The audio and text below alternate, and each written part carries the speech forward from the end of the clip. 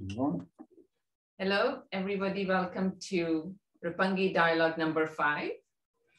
And I'm very excited to present our performance for tonight. I'm very lucky to have Akari Otsuki to play a performance of opera and Habiki Kato on piano. Akari. Okay. Good evening, everyone. I'm going to perform Tosti. Ideal by Tosti, and she performed the Nocturne by Chopin.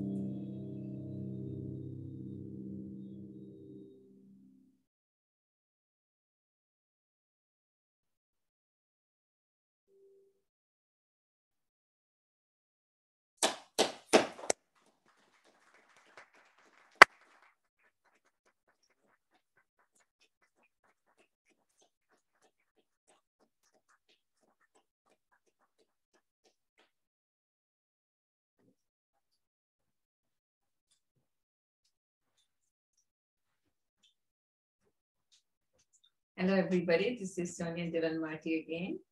I would like to ask Kemi to say a word on behalf of UNESCO.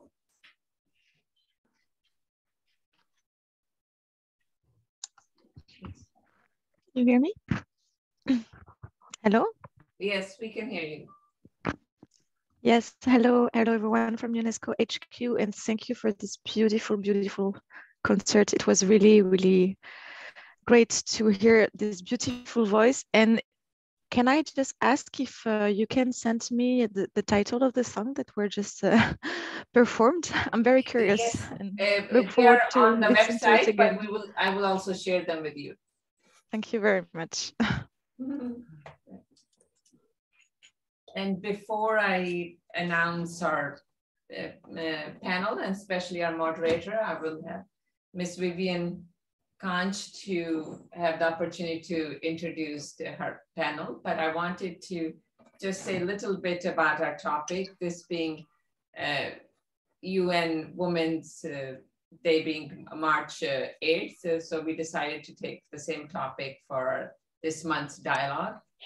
And for me, a woman is someone very strong and at the same time very warm. And so I thought when I was trying to think of our invite, what public symbol that represents that. So I thought of Statue of Liberty, a beacon of light for inviting everybody and inspiring everybody. And same way, a mother and woman at home or woman in a society is there to be the pillar of strength and for inspiration and a very warm place. So that's why I picked that image for the invite. And so our moderator is Miss Vivian Khan. She is in Lebanon. Two of our panelists are here, Dr. Yuko Hayashi and Miss Junko Nino.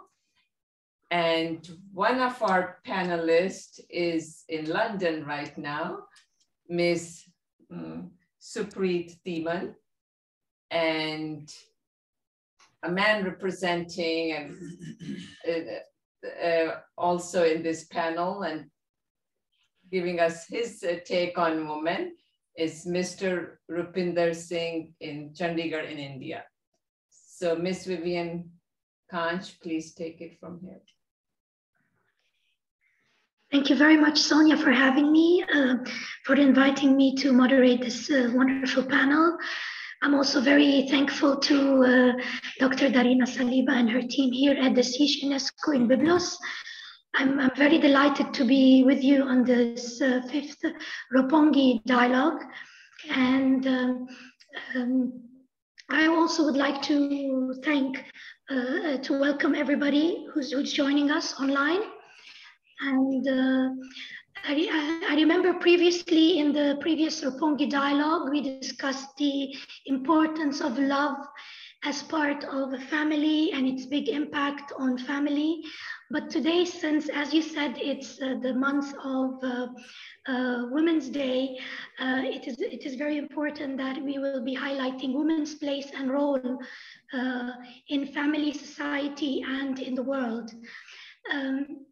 Our panelists today will be taking us along their experience and share with us their stories and highlight the importance of sustaining and protecting women's rights and empowering women in order to sustain family and humanity. And as we all know that the world today is in shock with what's going on today with the war happening, something that we have never thought would happen in the 21st century. And this strikes us all very deeply as people who are humanists and people always striving for humanity and justice in the world. And it is a very painful time for our humanity today. It's a very painful time for the world today, having to go through something, what they're calling maybe a third world war. Humanity today is, as we know, is struggling, and it's, I think, never before we never need more today than to have the role of women coming in as crucial in sustaining our life on earth and our life and preserving humanity. So today it is natural for us to want a new vision for our world. We want a new vision. That's why, since the previous visions and the previous actions have not been satisfactory to the world peace, why don't we look and why don't we give a chance to women to take serious initiative and power into maybe we can be lucky. And I am certain with a new vision and new strategy and outlook on the world today, we can achieve peace and democracy and protecting our planet Earth and preserving humanism as we all know it. So empowering women is not just by word. Empowering women requires giving leadership positions to women around the world, equal opportunities as men, providing women with protection, especially to those women that are abused until this day in different cultures around the world.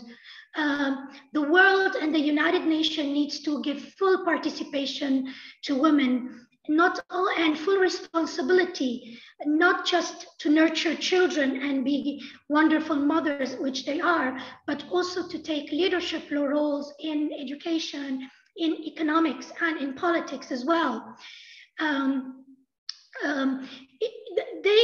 The world should act to empower women and to eliminating inequality and establishing a new mechanism to equal participation, and to also eliminate all practices of discrimination and violence against women in order to accelerate women's equal participation, specifically in decision-making. We need the women to be involved, to make decisions to what is good for humanity, what is the right thing to do for us in the world. The world today is in desperate need for change. The world needs women's view, women's vision. Women are capable. Women, once they are given their rights, once they are given opportunities to follow their dreams, I think the world can be a better place. And I think we will all improve in everywhere. Every one of us will improve, not only as a family, but also as a society. And I call up everyone, men and women, to be feminists today. I think we need all to be feminists, not just women. Also men need to be feminists today, because we do not want our world to move backwards as it looks like today. I know the world has moved a lot in technology, but we need also to move forward in humanity. So therefore, having women in leadership position can lead the world to move forward and not backwards into ignorance and wars. So I just wanted to give this really brief introduction to the importance of women's place today. And I could not ignore the fact that we are in this situation around the world. And I'm sure our panelists today with us would add also their vision on this and their initiative to the world today. I would like to welcome today our first panelist, Ms. Supreet Deeman. Ms. Supreet Deeman is a feminist writer, a researcher, and she's the director of End Incest organization. She holds an MBA in economics and administration in the University of Warwick. She is a believer in empowering women and in investing in human capital. For the End Incest Trust that she is directing is striving to empower women and protect them by offering homes that are free from sexual violence. And this has been successful in 11 states in India, thanks to her initiative. She is a member of the Can and Phil Foundation, helping also young, intelligent undergraduates in supporting them to fulfill their education. She is also the founder of India's first community-based adventure group called CATS, which also raises environmental issues by encouraging people to participate in activities like hiking and biking. She is a social science member of the ethics community of Fortis Hospital and a panel member of a complaint committee which works for protection of women employees against sexual harassment. She has a book written on the values of relationships, both at work and personal life. The book is called Mother of All Tales, and she is actually a very keen participant in the TEDx and Josh Talk speaker. And also she's continuously raising awareness and fighting sexual violence in her organization Incest. I'm very happy to have you among us, Ms. Supreet Deeman. Thank you for being here, and please, the floor is yours. Thank you.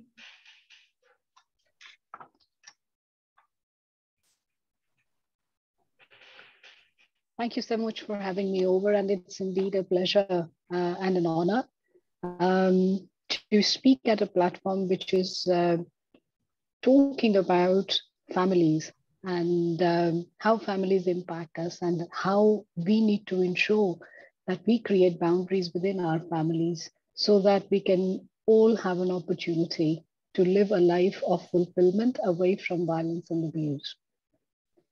Thank you, Sonia, for inviting me over, and thanks for that introduction. In fact, it's quite embarrassing that it went on for so long. I wish I was that great. I will not be taking too much of your time. So just a brief about why I'm here. I'm here because of my belief, my soul belief that I wanted to know why, if there is incest in our country, in our region, in our lives. I was told, no, incest does not exist in our country. We are whiter than thou. I challenged everyone and everyone challenged me back, and I threw out the survey and the survey said, yes, it does. So that is how End Incest Trust was formed, because we received an overwhelming response to the unspeakable social taboo. But keeping that aside, for today, a women's place, that is also something we have worked upon. We held a survey last year. We called it the Queens, women, are they the queens or a matter of convenience? And it was a 3-minute survey, and more than 1,500 women across the country participated. And we asked specific questions about 13 laws related to women, right from their conception till they die. We all know that there are plenty of laws internationally as well as within India, but we wanted to know, do women actually make use of those laws? Are those laws actually protecting the women in every sphere of life, whether it is social, personal, or professional? We wanted to know how easy it is for women to actually access those laws. Is the society ready to give the women the place that is rightfully theirs, not only that they deserve it, but is rightfully there? So taking from there, the demographics, you can see we had all the age groups, right from 18 years old to, till about 60s and 70s, people participate. Till the age of 60, women participated overwhelmingly.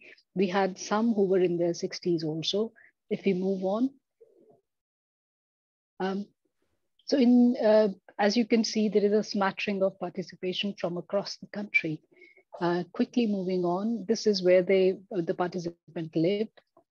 If you look at the education part, almost half of them had a postgrad degree. So you could say in a country where literacy rate is not very high, the participants were actually with good academic backgrounds. About 32.9% of them were graduates. We did have those who barely had any schooling, or they went up till only class 10, which is GCSE level of England. Some were, if you can see, 8.3% were only up till class +2, which is the A levels. Some were from the trade backgrounds also. We had about 7.5% who were doctorates and above. Professions, again, you can see, we had them all, right from homemakers who were not earning much, to students who were yet not earning, to civil servants, self-employed, defense services and civil services. We had them all. If we move on. Relationship status. Almost 2/3 of them were married, but we had those who were single. They were probably not in a relationship. Some actually stepped forward to confirm they were in a live-in relationship. They were not shy about it. We had those who were divorced, separated, widowed also. If we move on. We looked at we asked them the personal monthly income, because usually people fall apart on the question that, oh, no, they were from rich families, or no, they were from too poor families. So everybody has different issues to deal with.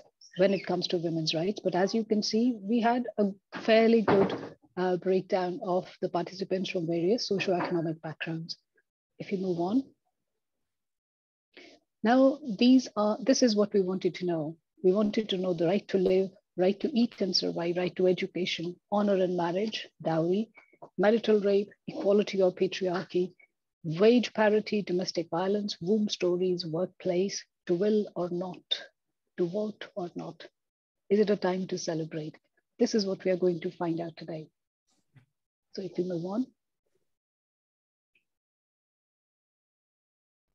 So right to live is the first one we picked up, because that is when we are literally right from at the time of conception. So Medical Termination of Pregnancy Act in 1971 came into being in India. And it was amended in 75 and 2002. The aim of the act is to reduce the occurrence of illegal abortion and consequent maternal mortality and morbidity. Another thing why we wanted this act is because we wanted to reduce, if not stop, the selective medical termination of pregnancy, because families will force the mother-to-be to undergo a test, find it, and if the fetus is female, then it will be aborted. And it was done right across all socioeconomic backgrounds, more so in the higher ones than the lower ones. If you move on to the next slide, I'll give you what actually happened on the ground level. So here was my birth celebrated. Well, very, very, very heartwarmingly, 75.9% said yes, it was celebrated. This is very good. But sadly, about 10% said no. And then there was another 13.9% who either didn't want to say, or don't know, or just didn't want to disclose. But to have 10.2% whose lives were not celebrated, coming from educated backgrounds, good professions, probably making good money also. But this was just for starters. If you move on. Right to food, you know, the UNCRC is there, the National Food Security Act is there, right to food should be, I mean, everybody is a human being, whether a man or a woman, no matter what sexual orientation you have, everyone should have equal access to food. I'm not going to rattle off the laws, etc. If you move on to the next slide. Reality in India is that as per Indian Council of Medical Research, Public Health Foundation of India and National Institute of Nutrition, children younger than 5 in every state of India in 2017, accounting for 68.2% of the total under 5 deaths. So right to access to food is yet to reach every child in the country. In the 2019 National Family Health Survey report, it was found that almost 40% of India's women are anemic, and that 50% of all women in urban India suffer from the disorder. Because we also run a one of the largest voluntary blood donor groups in the region, I can vouch for the fact that almost at every blood donation camp we have held about 44 so far over the last 15 years, more women get deferred on account of low HB than men. And these are professionals, middle class, upper middle class, working women. I'm talking about. If you move on to the next one. So we asked the question, did you get to eat the same food as your brother or male member in the family? So remember, these are happily settled families, good backgrounds, so allegedly so-called good backgrounds. And you can see that they were the ones who said no. It's a relief to know that almost 95% of the women did say yes, we got the same food. I got the same food in my family. But then there are others who didn't. And there's a small percentage who didn't want to say. If we move on to the next one, we have the right to education. Again, I'll not go into the details. CRC is there. I'm sorry, that's the wrong one. Right to education. But reality in India is, if you move on, I'm sorry, I was jet lagged. That's my, I did it this morning. I landed in London yesterday morning and I was doing it this morning in between running for my sessions. So reality in India is that across India, 39.4% girls aged 15 to 18 drop out of schools and colleges, according to the National Commission for Protection of Child Rights. Of the girls who drop out, 64.8% do so not because they're working jobs, but because they're forced to take household chores or are engaged in begging. Very sad reality. And I wanted to know what is happening with women who were participating. And they said, and we asked them simple question, did you get to choose the college or school? Did the college or the course after school? Did you have that independence to be who you wanted to be, who you feel, you know, the profession you are made for, or the passion you have for, or you were forced into something in which you didn't have a voice? So in this one, 10.4% said no, but almost 90% said yes, which is very good. At least women are being heard in terms of what they want to do, and women feel confident enough to choose the profession they want to. So this was very good result from there. Right to marry, I don't know why the same slide is coming out. I don't know what, I'm pretty sure they were different. But right to marry, if we can go back, please. No, one slide up. So the reality, this way. The other way. Yeah, this one. So right to marry, National Crime Bureau, NCRB, National Crime Record Bureau in 2015 clearly said that 251 women were killed in the name of honor. This is old number, the new number would be there too. And if we move on further, we wanted to know what is happening with women like us. We pretend to be the empowered and financially independent and educated. What's happening with us? So the question we asked is, who will choose or has already chosen your life partner? Only 61% said me, I will choose my partner. 32% still say, that's my parents' job, or they are the ones who are going to choose a partner for me. Relatives, friends, newspaper, matrimonial columns, etc. They were just a small bunch, but you can see the impact of the family on even choosing your life partner. Your life partner has the capacity to completely change your life, impact your life in a manner that your paternal family can. We asked for dowry. We already have a Dowry Act. I won't take too much of your time. We move on further. If one slide up, please.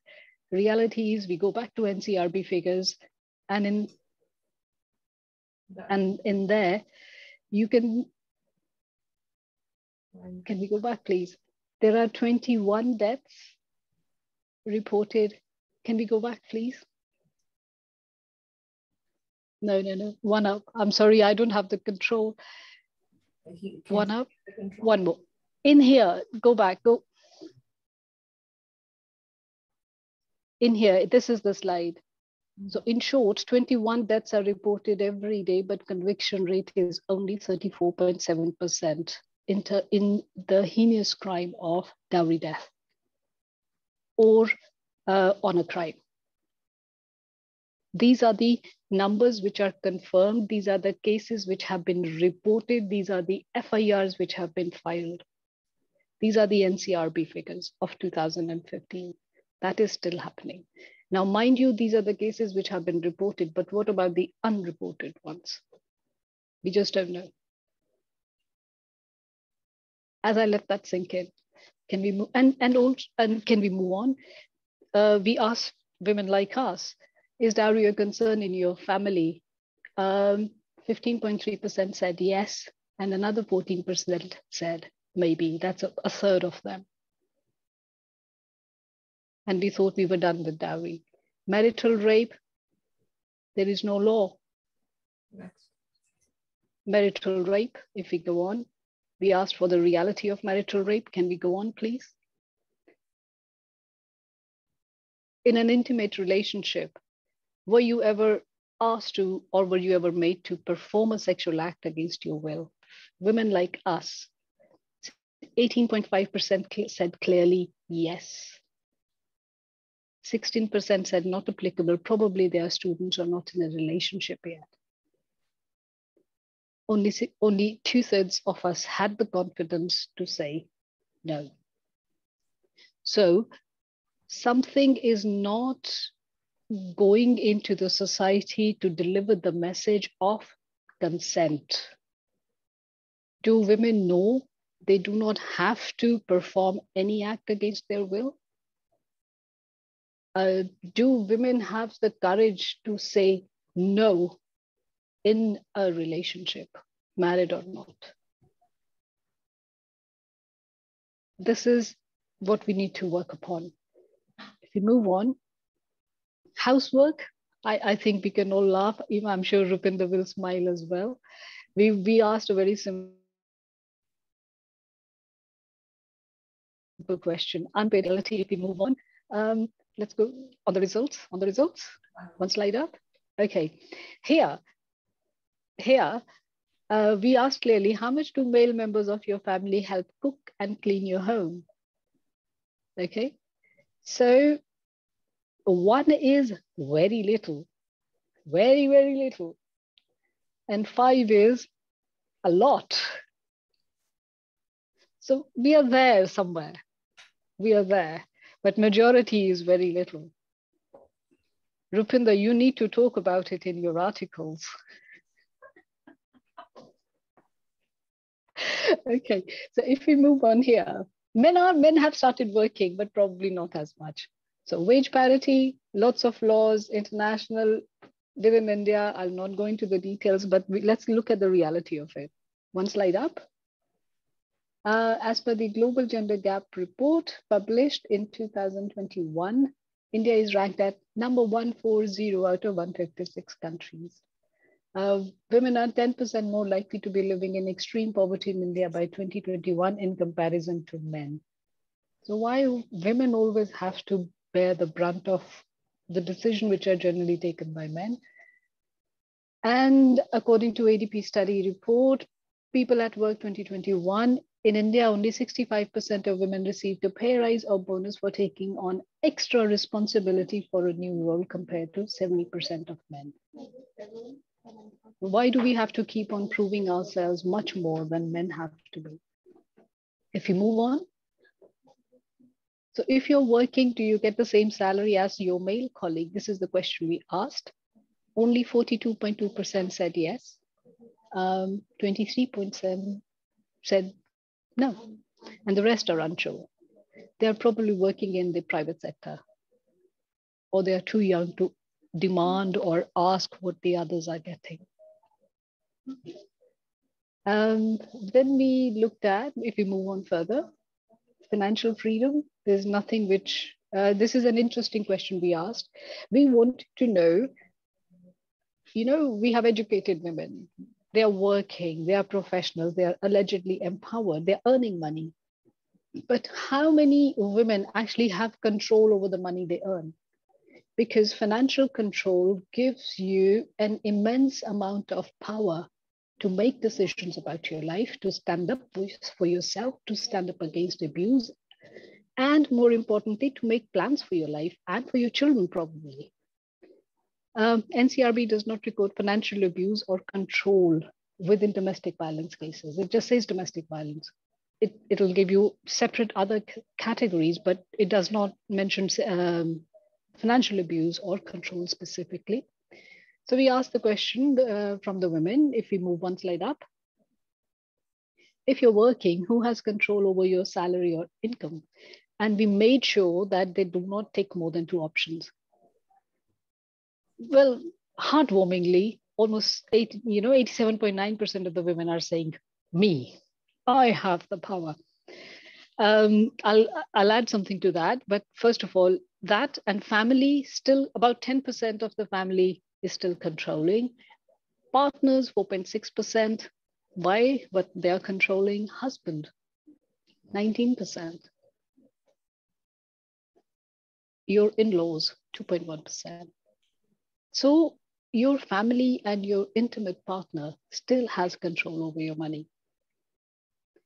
One very interesting observation I would like to share here, that we teach our girls and women to earn money, okay? But we never ever teach them, what do you do with that money?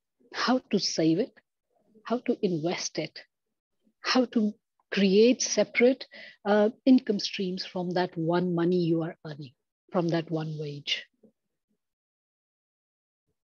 So many of women barely go beyond FDs, the fixed deposits. We barely venture into, mutual funds, for example. The help we seek is from the men. Why aren't women financially empowered to make those decisions? When we want to buy a property, we're always, asking our brothers or our husbands. How often do we ask another woman?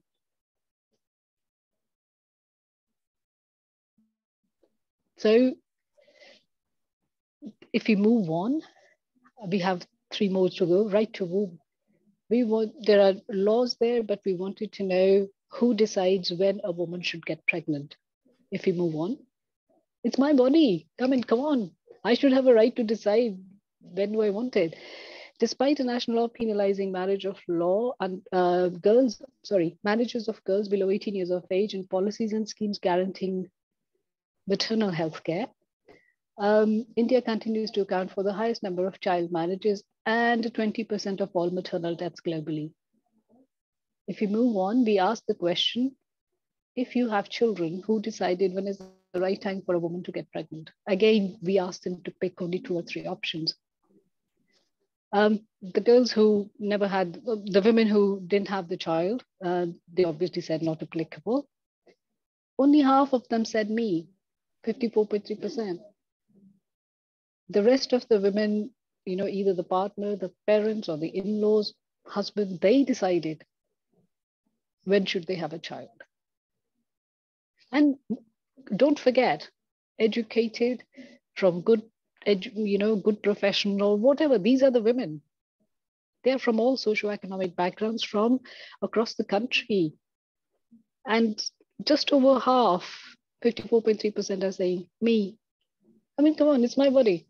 I'm the one who's going to be carrying another life in my womb for 9 months and go through the labor pain and go through go through all that trauma to deliver another life. And the baby gets the husband's surname in most of the cases. Where am I? Let's move on. Sexual harassment at work, again, will not go into the act. It's there, and the POSH Act is there. If we move on, 95% of the women employed in informal sector, where POSH actually goes for a toss, no one cares. Women can file complaints to Women and Child Development Ministry's sexual harassment electronic box. Question is, how many women actually know about this service? B, how many women are educated enough to use it? And C, I have used it enough times to file complaints. Nothing has ever happened, no action taken.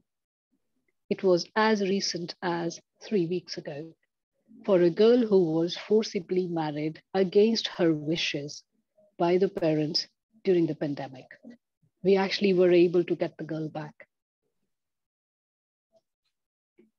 There is no point in having a service if it doesn't work. Data compiled from annual reports and complycaro.com from top 44 Nifty companies showed that total complaints have dropped 2.6% in financial year 20 compared to the previous year. Could that be because women were working from home? So there was less interaction. We don't know. If we move on to the next one, how often do you face sexual harassment at work? There was a clear question. And in this, on the number 1 was quite often. And this was not at all or very little. So you can see how much is there. Okay, move on. Inheritance. This is one of my favorites. In our families, we love to say, oh, we treat our girls the same as the boys. Oh, they're all equal. Oh, we give them the same food. Oh, we give them the same schools to study. And oh, they go to the same universities. The question is, how many women are actually named in the wills to inherit?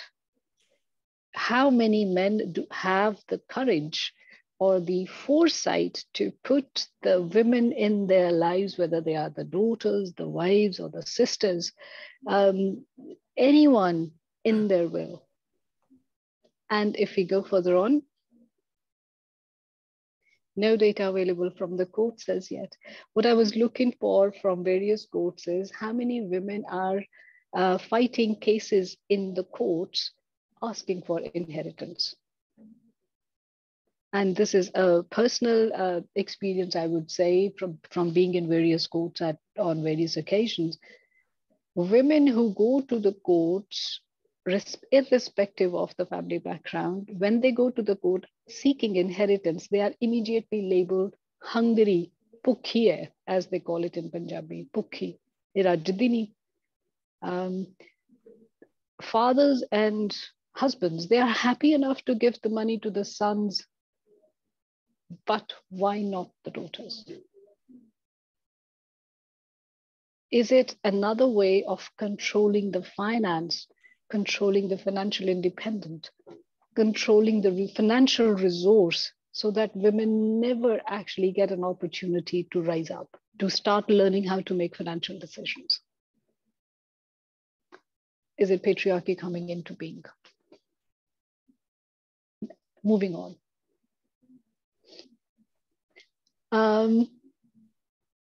Only 42.7% said yes, they are in the will. 21.2 clearly said no. 36.1 said don't know. I don't know.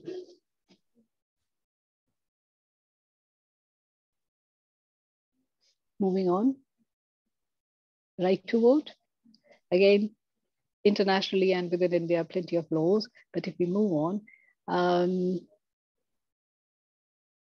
the reality, Sonia might recall this conversation for the February 2022 Punjab Assembly polls, which happened just very recently.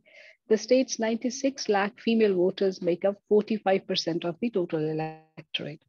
However, only 37 women contested the seats, the 117 seats available, only 37, okay? But the beauty is, Punjab doubled its women representative with around 13 women getting into the assembly. So our participation is going up. Our representation in the political decision-making is going up. So that is something to be happy about. Not much, but it is there. If we move on, as you can see, 92.8% of the women said, I choose whom I vote for. But I remember I asked my mother when she returned from the voting booth, Mom, who did you vote for? And she said, well, I wanted to vote for party this, but as I was just going in, your dad said, vote for this. So I voted for this. My mother is 76. Moving on. It comes with age, I guess. So what will you do to make your personal, professional, and social spaces more equal and equitable? I picked up that image because that image had a tagline. It said, it wasn't a dress, it was a cape. So all the women out there, we have the capes. Thank you for your time. I hope it was useful, and I hope from the information that I've shared today, we are able to build something more productive and useful for women. And for men also, because we are all equal. Thank you. Thank you. Thank you. Thank you, Mr. Yuko Demon. Thank you very much for your contribution and taking us around into, informing us on all the rights of women, the women queen of convenience. This is a wonderful initiative, and I don't know how I mean, it's really a great initiative, but what do you think could be I mean, how far can we go in this? What do you think could be, what do we need in the next stage for these rights to be implemented and fulfilled? You know, I spoke about 13 laws, and instead of doing very little for each one of them, we could easily begin, we pick up one and we start implementing it from our home. Because our home, our family is the first social institution from where the change begins. So if we take, for example, will, I'm going to, put the spotlight on Rupinder again here, because I know him so well. Rupinder belongs to, he's blessed to have had the mother he did. So for example, I would say, will Rupinder take the step forward and ensure that A, he writes a will, and B, if he hasn't done so, and B, that he actually mentions the women in the will. Because if he does so, his sons will follow suit. That's true. And at the same time, if he does so, his wife will ensure that the women get mentioned also. So this is a change which must begin from our homes. It's the same thing when I started incest abuse, the survey, the original research. I was told that it is such a dark social taboo, 2 people will not respond to you. And I still dug my heels in. And on day 1, when the research went online, more than 100 people responded. And today it is the country's largest empirical study ever conducted on incest abuse in India. So we have 2 ways. Either we say the task is too big, we can't do it, we can't be the change. And 2, we become what my nanny became, what my grandmother did. She said, if the task is too large, you become larger than the task. You're bigger than the challenge. Absolutely. So one step at a time, one home at a time, one family at a time, we can bring the change. We just need to do it. And I think what the positive aspects of bringing in women, as you mentioned, is amazing. You have seen some progress, at least in women inclusion and participation. I mean, Absolutely. That's one of the biggest start. Thank you very much, Ms. Supreet. Thank you. It's lovely to have met you, and I wish you all the best. We'll come back to the round of questions at the end of the session today. Thank you, ma'am. Sure. Our second panelist today is Ms. Yuko Hayashi. She is a professor in a graduate school of innovation and technology management at Yamaguchi University. She is a liaison member of the Science Council of Japan, an outside director of JCR Pharmaceuticals, which is known for producing vaccines against COVID in Japan. She holds a bachelor degree from the School of Medicine from the University of Tokyo, and a master's degree in technology and policy management from MIT, and a PhD in interdisciplinary engineering from the University of Tokyo. Her research interest is based on management of technology, innovation in advanced medical technology, and innovation for solving social problems related to the SDG. That's amazing. She has given more than 50 educational lectures and seminars. She is the Vice President of Japan Management of Technology Society, Director of Japan Society for Research Policy and Innovation Management, the Director for Special Olympic Nippon, and the Executive Director Sports Support Organization for the Great East Japan Earthquake Orphans. This is a wonderful resume, Ms. Yuko, and especially the last one, it strikes me with what happened today in Japan, the earthquake. I am sure this wonderful initiative that you have, is now now showing itself and proving itself on the ground. Thank you for being here with us, Ms. Yuko Hayashi. The floor is yours. Thank you. Thank you, Vivian. Thank you very much. I'm really honored to be here to talk about the women's place today. especially in the months. We have the UN International Women's Day, March 8th. And my viewpoint is inclusion and diversity. I will talk about the women's place. And the COVID-19, which has a major impact, especially on the service industry and the non-regular employment, made many women and young people unemployed. It's very shocked. In the post-COVID-19, my answer to the where is women's place is the same as the SDG slogan, no one left behind. Next one, please. So-called no one left behind, no woman, of course, no man left behind.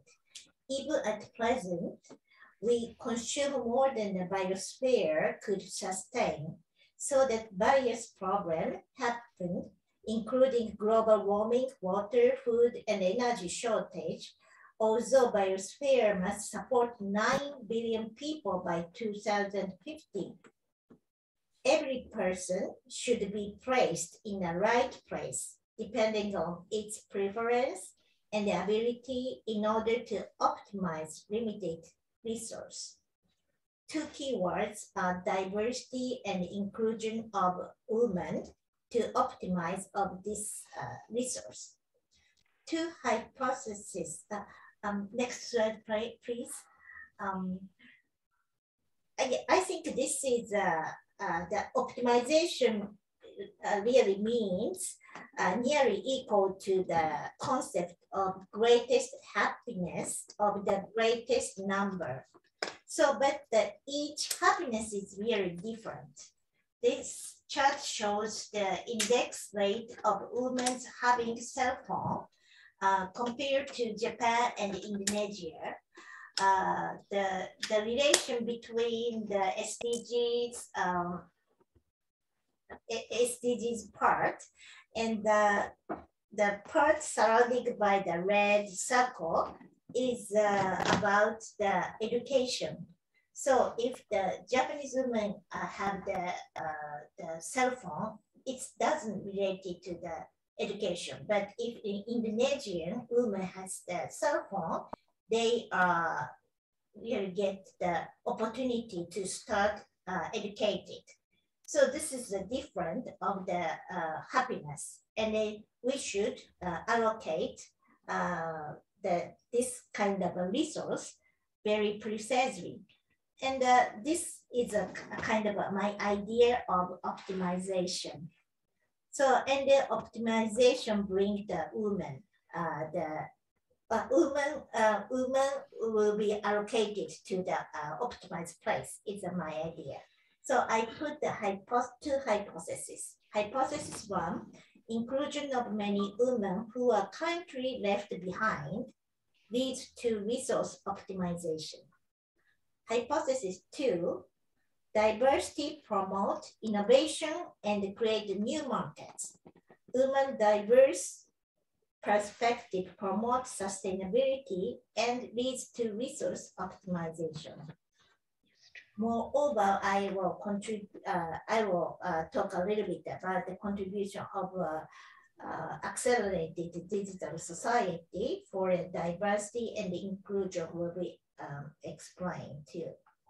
Next one, please. Oh, this is the Global Gender Gap Report. I was shocked to see the India, the 140 rank, and Japan is a 120 rank. And it's an awful number. And in Japan's rank, the lowest is the politics, the political empowerment. And because the female number of parliament member and the female minister is very low, like around 10%.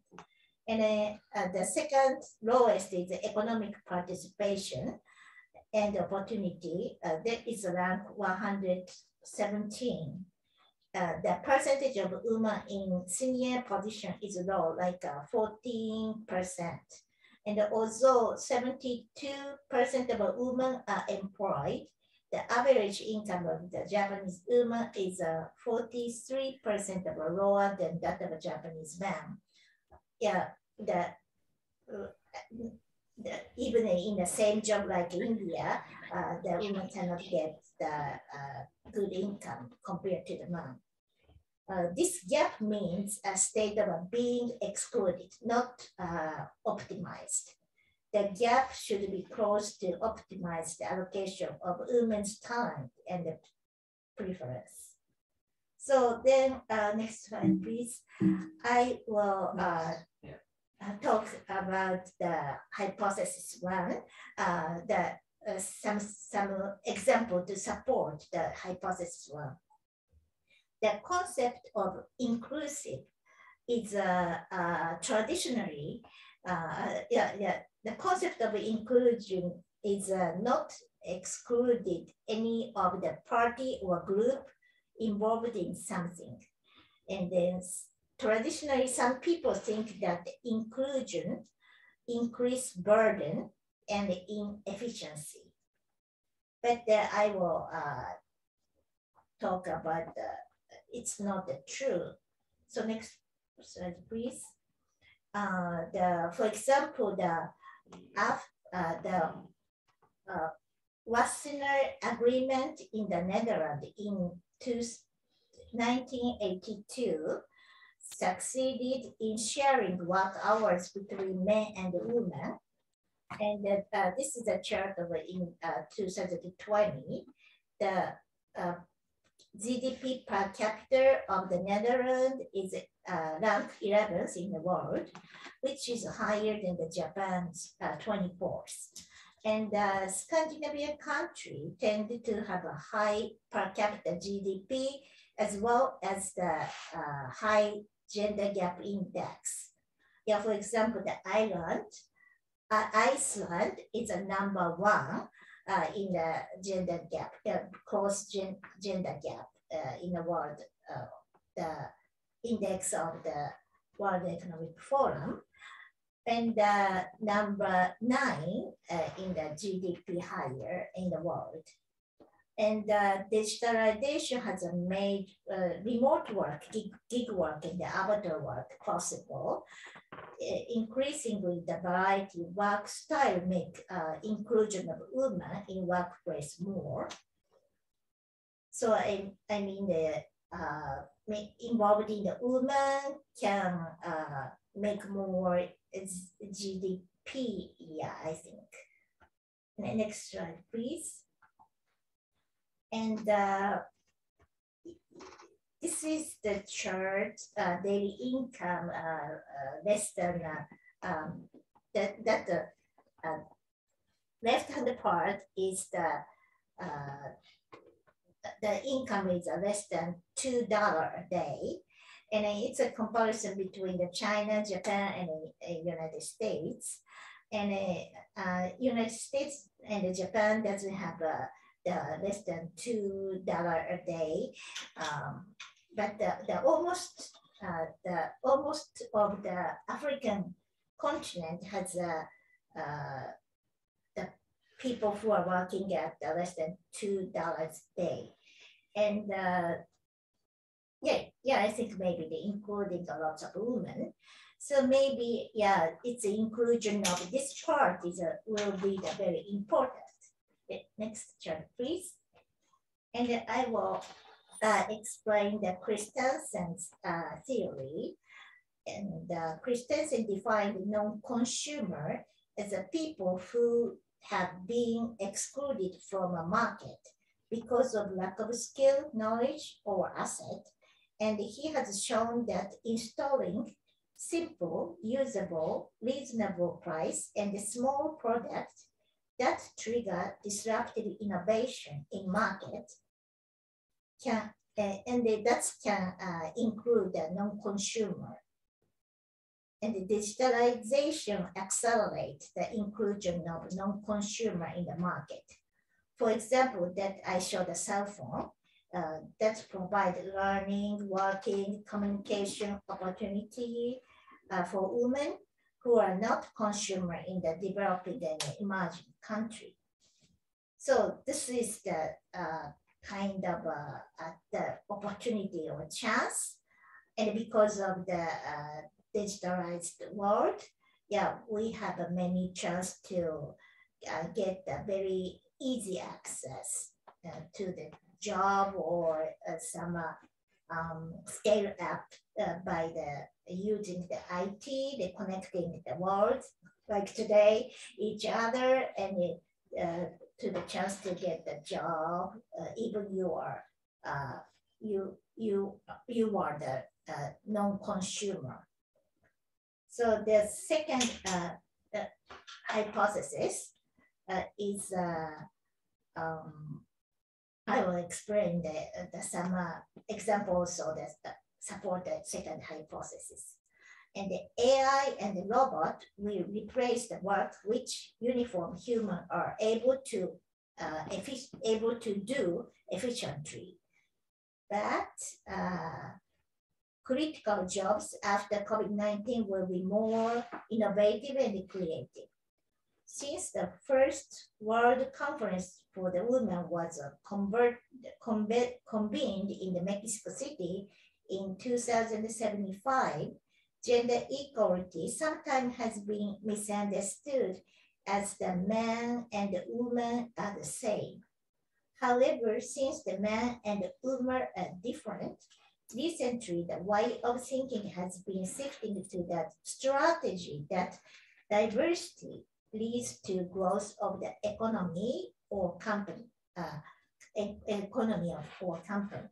So this is the Vivian said already. So I will explain that diversity is good for the good allocation of the resource. The next slide, please. There has been a tendency to increase the investment in the company aiming for the harness women or minority, focusing diversity. And the idea is that diversity brings the new market or make the growth of the GDP. That is the idea, and there are lots of people invest to the company who are using the woman very eminently.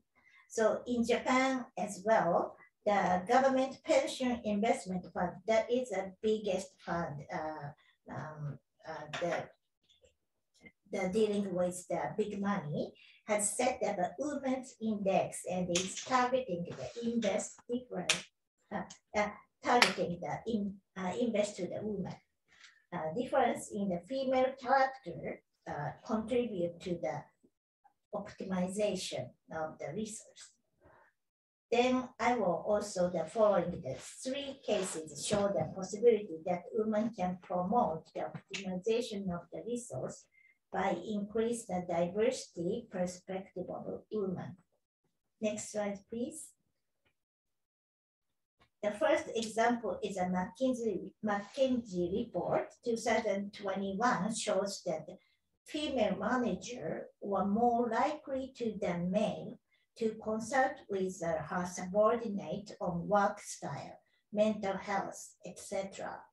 The number of people who cannot work due to the burnout syndrome is, which is increased in the COVID-19 pandemic. The female manager have the potential to solve this kind of a problem more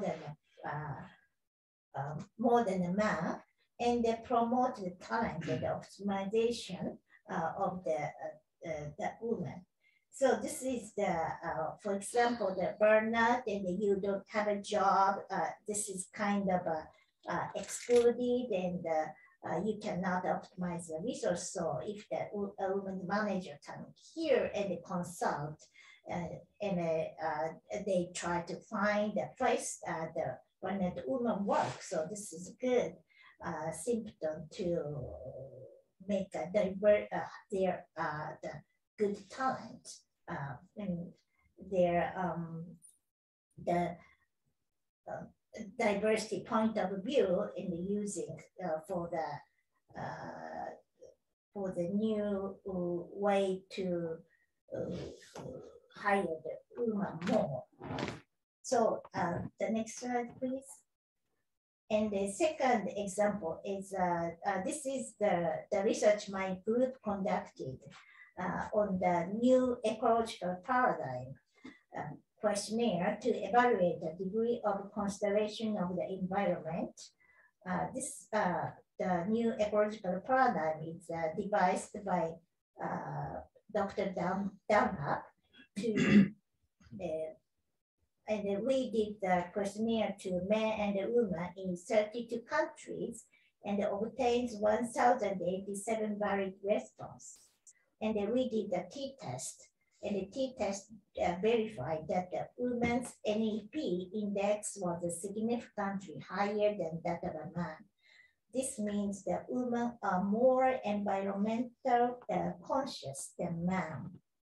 And in addition, we did the questionnaire on the social domestic orientation also, in the social domestic orientation, this that is if you it's evaluate your your group is stronger than others, and if your group is stronger, if you dominate others, it's good for you or not. That is, and if the SDO is higher, you are more dominant orientation. So the SDO is usually the man is higher than the woman. Then study shows that our study shows also the man's SDO is higher than the woman.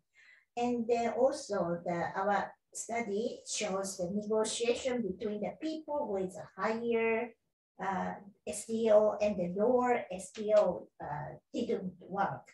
If you try to negotiate most of the negotiation, the breakout, and then if what was SDO?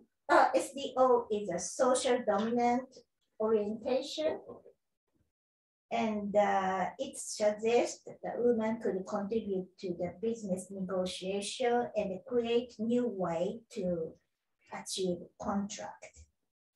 So then next slide, please. The third one is I will show you the gendered innovation, which created innovation and discovery using sex, gender, and intersectional analysis and variable dimension to research. And this is I will show that for example, for the pharmaceutical area, drug development research was traditionally conducted only on male animal and the male human. So, and if you get the new drug, it sometimes doesn't work to the woman. So this kind of custom will be changed. So the gender innovation is doing the research on this kind of special case. So, and then also COVID-19, as well as severity and the side effects differ in gender. And this kind of investigation might lead to the new aspect of research approach too, and they sometimes make a new market as well. So this is the place the diversity work very well. So in the next slide, yeah, I've shown some example and the data that support the hypothesis 1 and 2. And finally, I would like to stress that the inclusion and the diversity would work strategically for value-added growth and the innovation, and it could contribute to the optimization of the research of the grow. So thank you very much.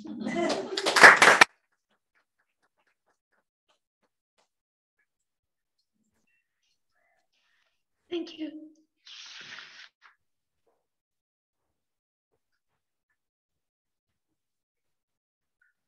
I can't hear.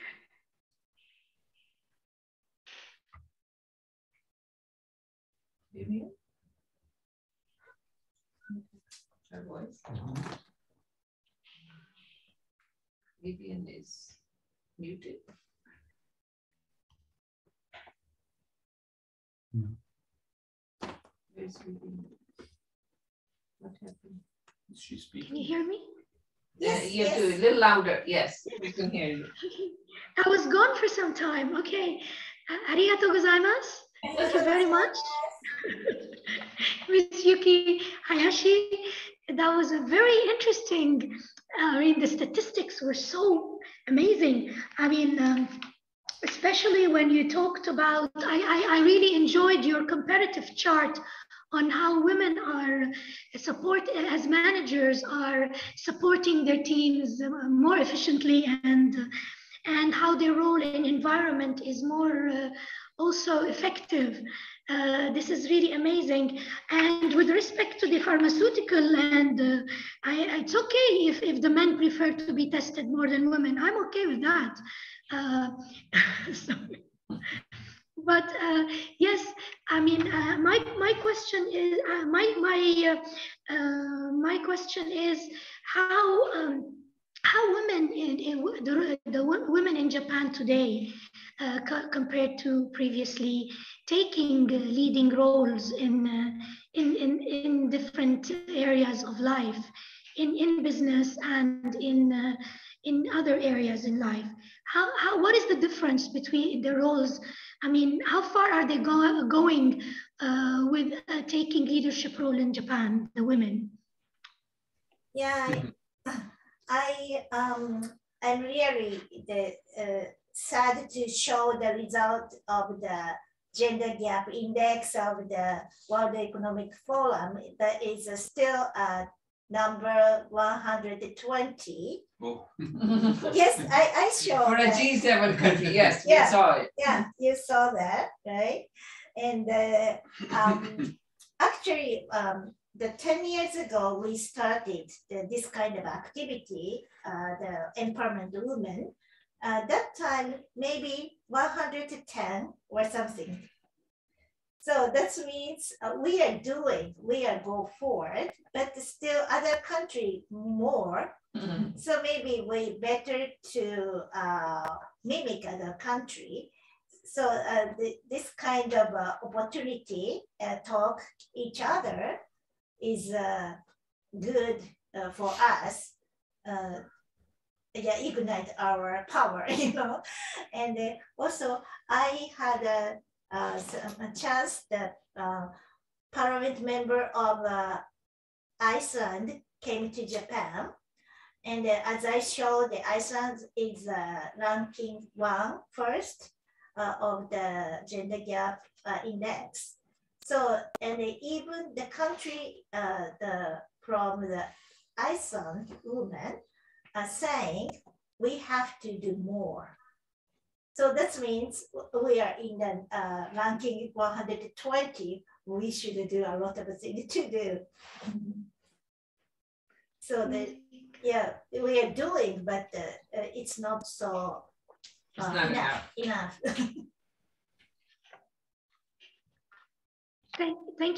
Thank you very much, Yeah, but I think, Ms. as I said, Hayashi. Thank you. oh, yeah, thank you. As I said, some digital economy can help to bring the new style of new working style for the women as well. So we are trying to utilize that kind of a style a lot. Thank you very much. Arigatou gozaimasu, Miss Yuko Hayashi. And next we have our third panelist today with us, Miss Junko Nino. It's a pleasure to have you with us. She is the Vice President, Operation Investment Banker. She graduated from Keio University, the Department of Political Science, Faculty of Law. Nearly 30 years of service in global investment banks. She's a mother of a daughter, and she's a weekend painter, experienced manager with a demonstrated history of working in the banking industry, skilled in securities, equities, capital markets, back office operations, and credit derivatives. I'm very happy to welcome Ms. Junko Nino today. And I'm very impressed the fact that you have combined the finance and the art as well. So this is something that I hope you can tell us more about later today. Thank you for being here. The floor is yours. Thank you very much, Vivian. This is Junko. Nice to meeting you, everyone. Okay, I haven't actually prepared so much of a presentation like previous presenters, but I guess I think people would like to know that how women in Japan, that country is actually ranked as 170th of gender gap, are actually doing in this business world. I have actually started my career as working for a French company, and at that time that there is no job that proper job that we can follow that pursue the career available for women, because I think a lot of Japanese companies are hiring women and men separately, and so I found that job with the French company, and then I stayed with the global investment banks for almost 30 years. But during that time, that there are a lot of struggle, and I have actually been started with my career with the French bank. Then I moved to Lehman Brothers, that actually went bankrupted in the middle, and 2008. so I experienced bankruptcy.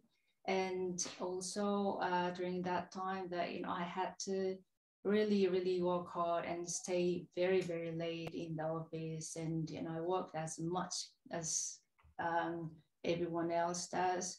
I had a child with Lehman time, and I came back to the office after 6 months of childcare leave and maternity leave altogether. And then actually, I got really burned out, and I got also divorced because the family doesn't like me staying late and working hard. So I had to keep on working with my own daughter. She was then around 80 years old. Now that she is 19 years old and almost 20, and she's going to be officially adults in Japan. And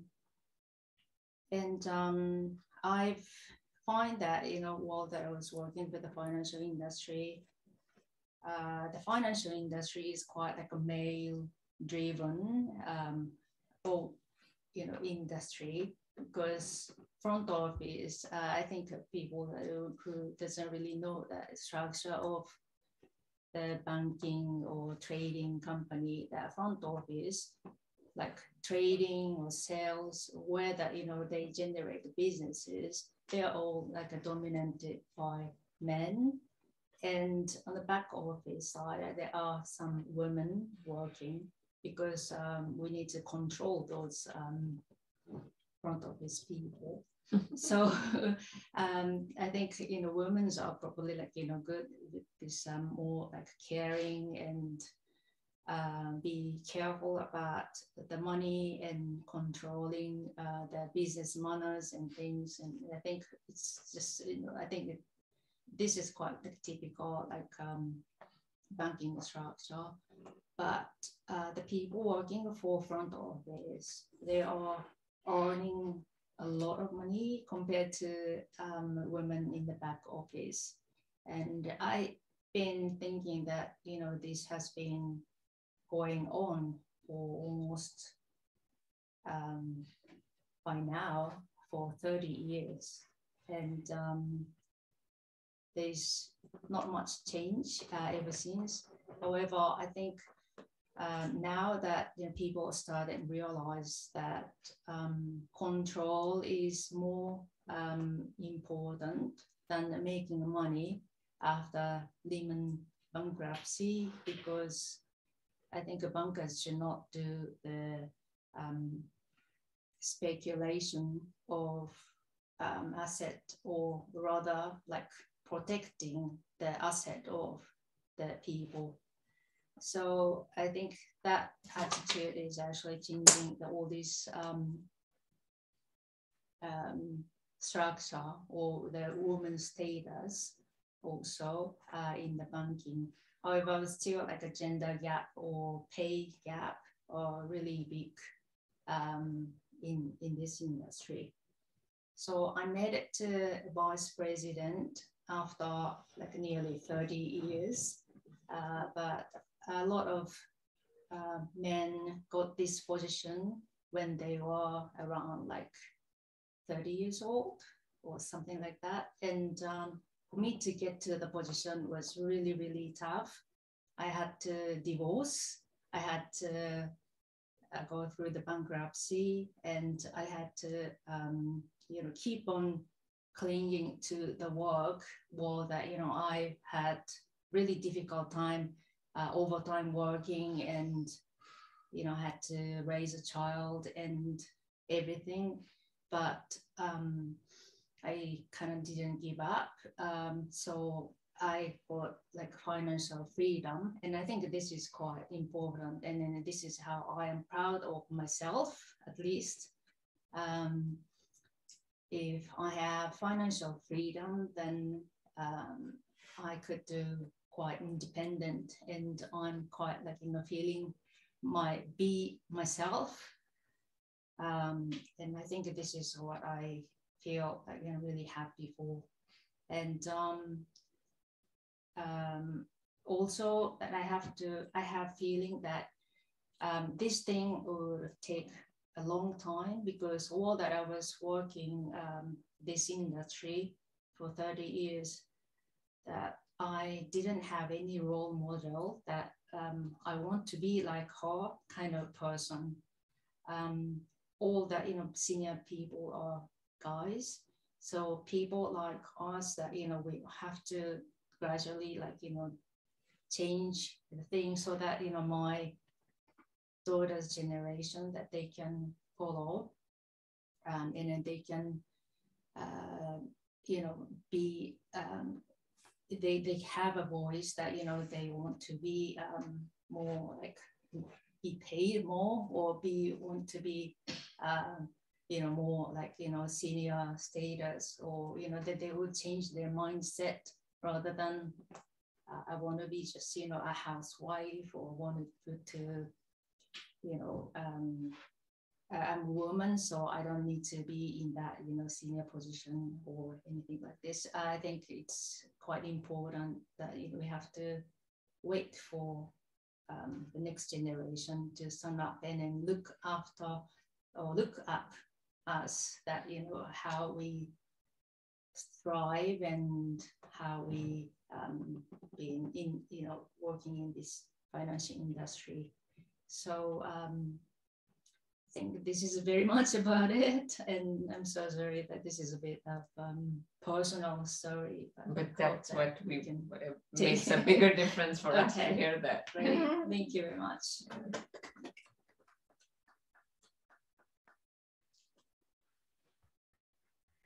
Thank you very much.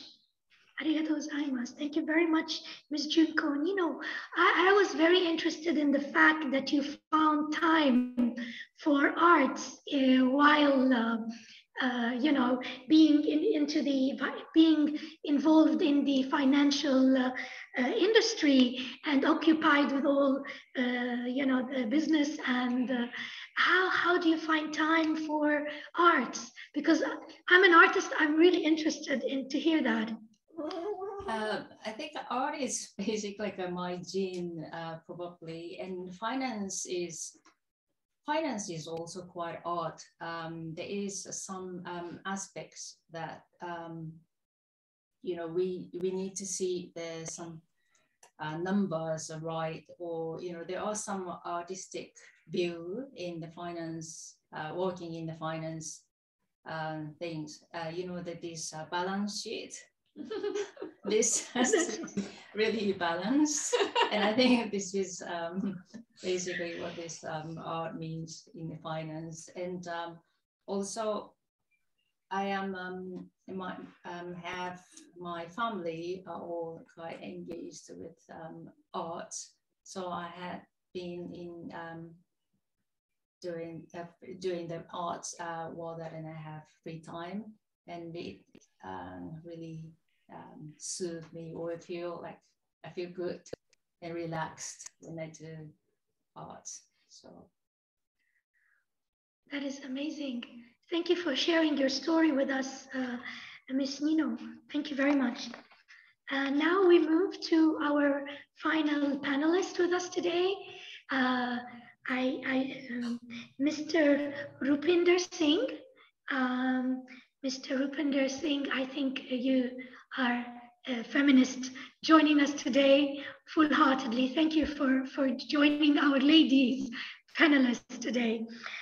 He is an author and a senior journalist.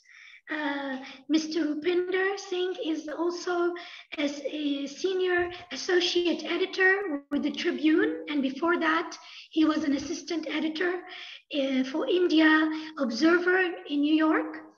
A student of philosophy, he did both his BA and MA in philosophy from the St. Stephen's College, University of Delhi.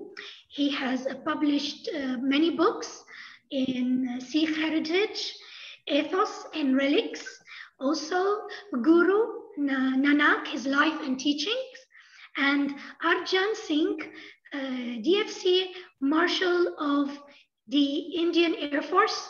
Now that's very interesting. And his latest book, which is a collection of writings in honor of his mother, Mrs. Inderjeet Kaur Sandhu.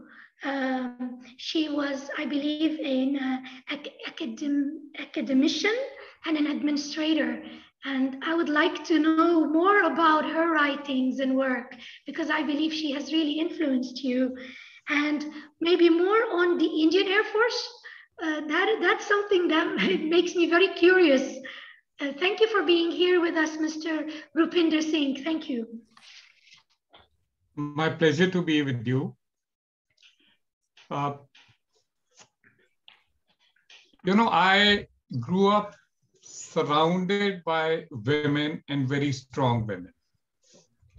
That was largely an accident because my mother, by the time I really became conscious of things around me, was heading colleges which were women's colleges.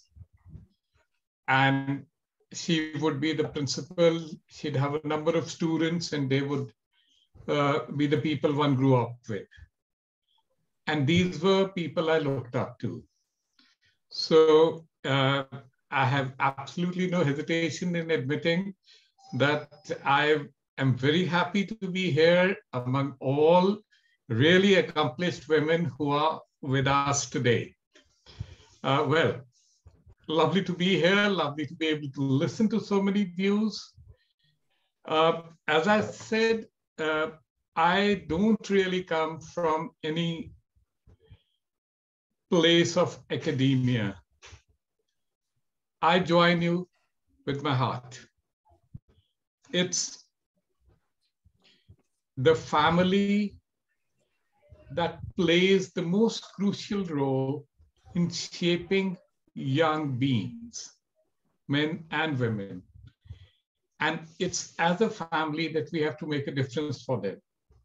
You know, when I was young, I saw a lot of things, I absorbed them subconsciously, and they became a part of my life. And I really wish that a lot of my friends who were there would have also done. Some of them did because they used to come home, but a lot of them didn't. Now, it's extremely important to have good role models in life. And that's the reason why a lot of my books are biographies of people I admire. The Air Force biography you mentioned of Air Marshal Arjun Singh was a legend of a man. He had a dozen medals and he would only talk of his Distinguished Flying Cross because he said, that's the one I won in war. Therefore, I deserved it. The rest came with drags. The only 5-star we had in the Air Force in India till now. Guru Nanak, the founder of Sikh faith, did a lot to emancipate women, to create a space for women more than 550 years ago. Sikh heritage reflects on a very powerful place for women. And naturally, when I say that in a context. It's not that women were to be divorced from the context of the society they were in, just like they are today. And as I look at the various accounts of how all of the panelists have negotiated space for themselves, I look back at my mother and see her, a person born in 1923, who leaves her hometown in Patiala to go to a different city, a cultural center called Lahore, lives in a boarding house in the 1940s, does her master's, her graduation and her master's from there, comes back and starts teaching. And among her students are ladies who went on to become, authors, administrators, people who did really, really well. Seeing all that, I realized that education has a very major role to play in creating a level setting for women. It's by the power of education that allows a woman to go further in life, just as it allows a man. But since it's been denied or discouraged in women for a long time, it makes more of a difference for a woman than a man in that context. Earlier, there was this thing about marrying later. Yes, I think it does make a difference. If you marry a bit later, you are more empowered, definitely. But even as I look around myself, with my colleagues, with my women friends, I realize that women are far more empowered today than they were earlier in my life. And I see that as a very positive sign. Suneet brought out all these statistics which show that there's a lot to be done, no doubt about it. But at the same time, I think that I'm in a position to see a lot has been done.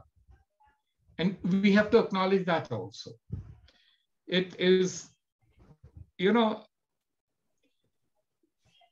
the Scandinavian model which we talk about is something we can aspire to. It's something we need to look at and something to adopt and fit into our own cultural sets.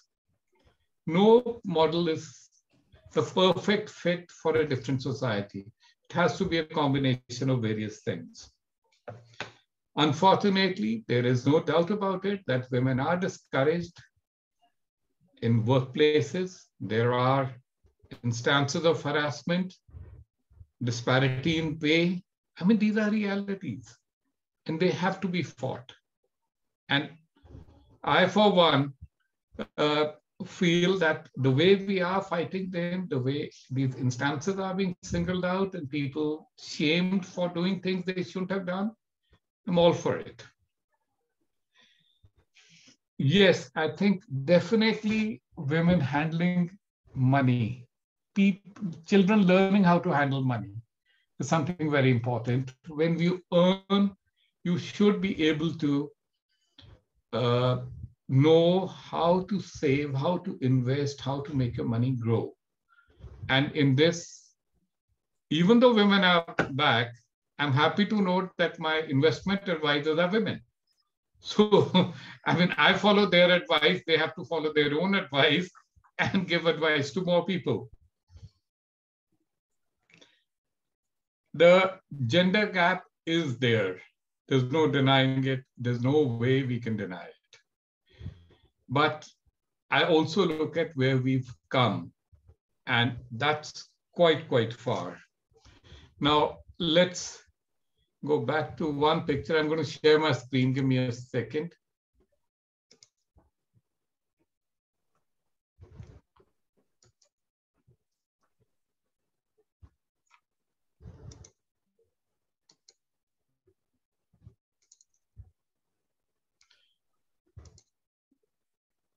If you can see it, this is the picture of my mother. Can you share the screen? Can you see the screen? Is it? Or he can do, or we can do it from our screen. Can we? The two pictures we want.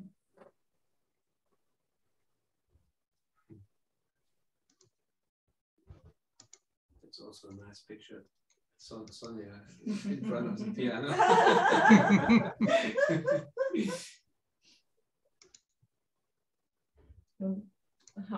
His screen. I don't know. I've done something wrong somewhere. We also have the pictures. There we go. Yeah. Now, you know, they actually used this on a calendar in Canada once. Just look at this young woman looking out at a world which is going to change tremendously within a year of this picture being taken. This is 1946 in Lahore, which becomes the epicenter of the partition. And that's when, you know, everything changes for India, for the world. You can hear me now? Yes, I got a message saying you can't hear it. Okay. This makes a difference. I mean, this is a woman who looks at it and then she comes to her hometown, which is on the other side of the border. She's never going back to her college again in her life. And within a year of coming here, she is working with displaced women. She is working as an educationist. She's suddenly thrown into a situation which is very far from the comfortable kind of a future she envisaged for herself. And then what happens? She works harder. She helps people. In 1975, the International Year of Women, she becomes the Vice Chancellor, one of the 3 university presidents of a university in the world at that time. Now, that is empowerment. And, you know, I was there, I took it in my stride. And then in one of the articles in the Festschrift, we wrote about her. One of the people who's now teaching in America, she says, I looked on her as a role model to see that this is what I could achieve. Women as role models are terribly important. The role starts with our mothers, with our elders, with our sisters, and carries on throughout the life. And I really think we all are at the cusp of a very positive change. I don't take it negatively in the sense of what we haven't achieved what we should. I take it positively in the sense that we've reached somewhere, but there are miles to go. Definitely there are miles to go. And I totally agree with the sentiment, we have to do more. And we have to continue to do more so that our daughters, our friends, our sisters, the society at large gets more empowered as more members of the society of both genders get empowered. My feminism is the kind which is very inclusive. I really find it difficult to sort of isolate it to a particular instance. For me, I just want to see more empowerment happening, more people achieving their potential and getting down to it and working towards it. I've seen a lot of change, and I'm sure we'll see a hell of a lot of change in the next few decades. Thank you for listening to me. Thank you. That's my mother. That's a book I wrote on her. And the reason I wrote the book is because I feel it is extremely important for us to have narratives about role models. I actually have a book on my father and my mother both. I take that seriously. And other than that, I think it's something we just need. It ought to be there. Well, let's build our women role models up. I mean, how many of us remember that suffrage movement? Actually, one of the major people in that was a disfranchised child of the Maharaja of Punjab, his daughter, Sophia. She's the one who stood up and said, no, women have to have more rights. So the world is far more interconnected than we imagine it to be. You know what? The person who taught me swimming was a Japanese girl who was studying in my mother's college in Punjab. I mean, that's how small the world is, really. Thank you. Thank you very much. Thank you. Thank you, Mr. Rupinder. Thank you. I was very, curious about, the qualities that your mother, in those days, it must be very, very difficult to stand out. What were the qualities that she had as a woman that made it possible for her to achieve and to be, to achieve such success? See, it's very obvious that the first thing that for anybody in that situation is to work really, really hard. And I mean, there's no doubt about it that women have to work far harder than men in their positions to stand out, to achieve, or even to stand with them. I mean, that's a fact. We have to acknowledge that. Other than that, I really think it was her ability to negotiate life and to understand people and get the best out of them. Somehow she would push people and make them do more.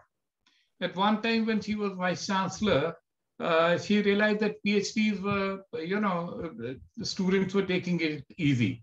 So she started meeting them, inviting them over a cup of tea and asking them about their work. You know what would happen the next time they came? They had to have something they had done because they were going to talk about it again. So she, when somebody came to her office, she had no hesitation.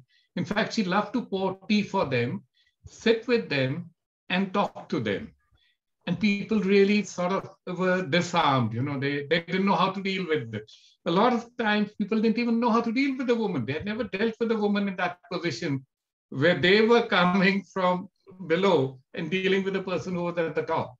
So it was these kind of things. Plus, I think it was the tremendous support she got from my father, who really set the tone of things. I mean, he was an author himself.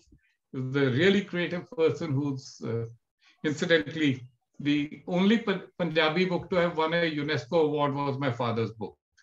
So that's an aside, but the family atmosphere definitely helped. To what extent having a man support his wife, or you're supporting your mother, your father supporting you, to what extent is that important? I think it's very important because the spouse can really, really build each other up. And in a successful marriage, they both are there to give support and to let the other person be. And I think over a period of time, they both helped each other at various points of time. When my mother would get promoted and she had to be posted out to a different city, he would relocate. And when there was something that was important to him one time, she relocated to that city so that he could accomplish that. So there was a negotiation that happened. Thank you. Thank you, Mr. Rupinder. Namaste. Thank you. Namaste. Namaste.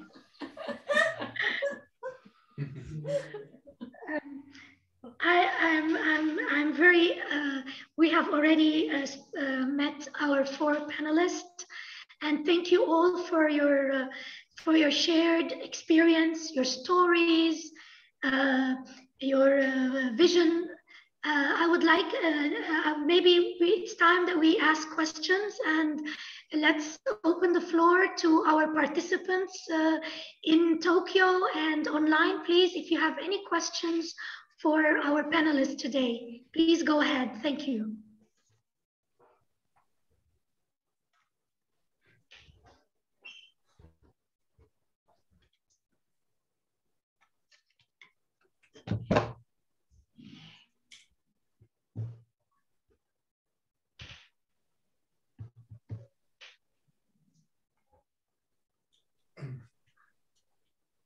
I have a question too. Yes.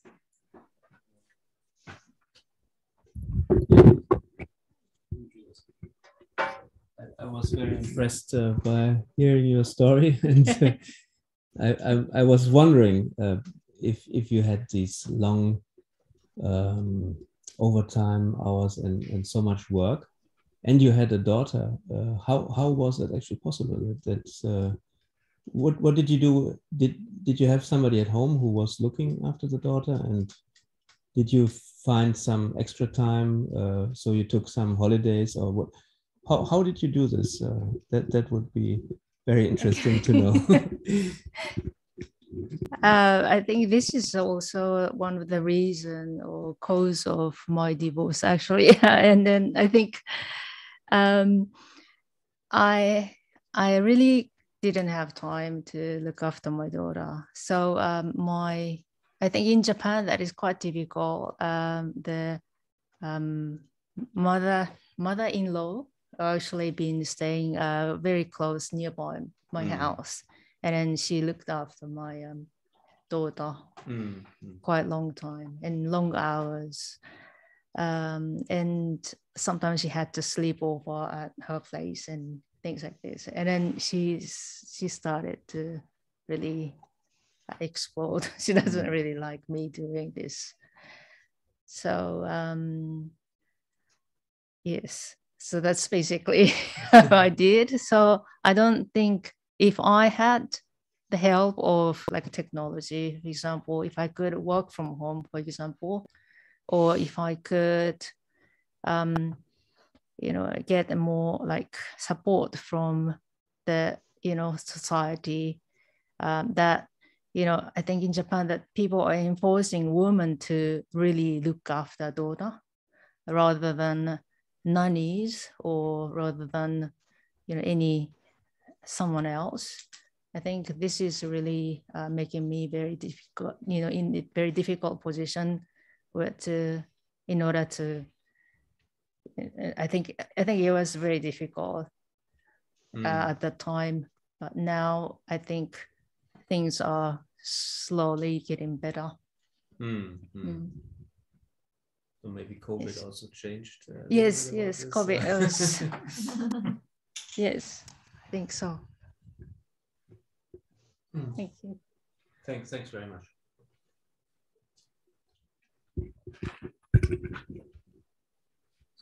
Let's move. Yes, I'm interested in the last speaker.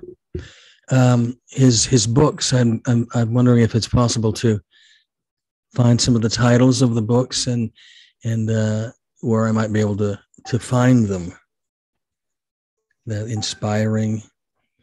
Maybe there's a list or something that I could get, and then I can do my research on my own to find those books. But I'm quite interested in those, and even the author's father's books might be interesting too.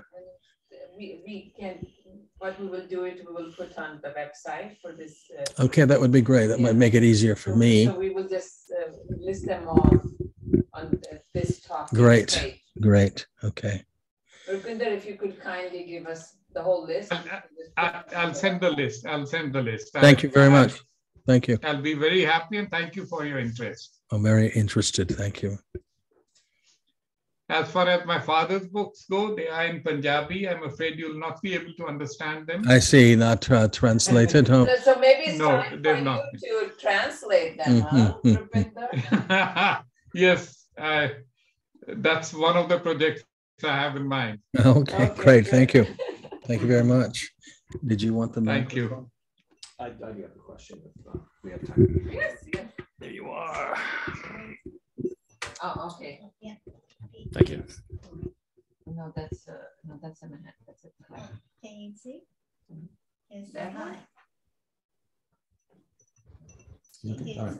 Raising up. All right. My question is for Ms. Hayashi, if you don't mind. You in your present, I enjoyed your presentation. You shared many statistics. In your presentation, you also mentioned Japan's very high number in terms of Yes. ranking. But I just a couple of comments on that. Japan fell in the ranking as a result of the second administration under Prime Minister Abe. He came into power and initially established some significant roles for women in his administration. But then when he revised his administration, there was only one or two, I think, women left. And it was that same year they dropped significantly. So that was unfortunate. It was a huge step forward when he came in, a huge step back when he didn't continue his promise for womenomics and things. But if you set that aside, Japan has actually made some good progress in some other areas, including in the number of women in leadership positions. I happen to be a part of an organization that tracks the number of women in senior leadership positions. And we've made some pretty significant progress. The target is to get to 30% by 2030. So 30-30 is sort of the target. Actually, 2020. And that was the original target for the government, Yeah. but not for our organization has always been 2030. Yeah. Yeah. Is this ACCJ? No, it's it's a different organization called, I'll share it with you later. But anyway, but actually on target for that, the government, as you know, revised their target to 2030 now. And so we're in sync there. But anyway, that target is actually on track. But I'm curious to know if you feel that progress is being made. Are you satisfied with the progress made toward the 2030 target? And also, how is the impact of Prime Minister Abe's failure to follow through? There was so much, potential and so much expectation in his first round of administration, but then later when he reversed and did not place women in as many women in high roles, that took away the wind out of the sails, if you will, took a lot of the momentum out of the women's movement, at least on the political side. So I'm just curious to know how you see the current administration. We're now post-Abe, we're beyond Abe now. How do you see the current administration and how are they setting an example for the rest of the country?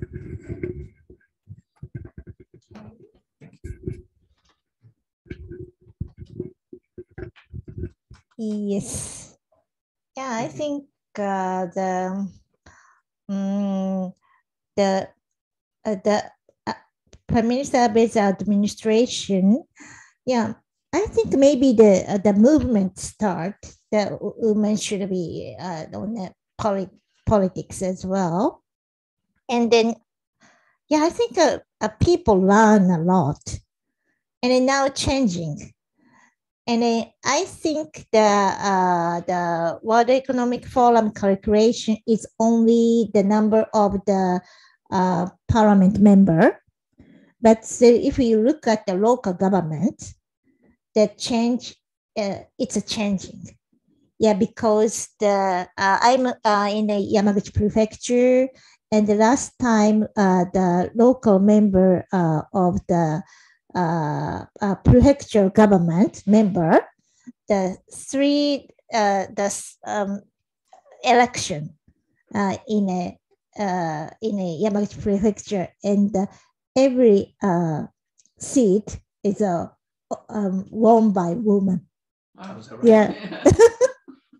And also that nowadays the mayor's election, I think every election the woman is appear as a candidate, and then even the it's not famous woman, she can get the certain amount of vote. So this is an expectation for the woman to be joining the politics.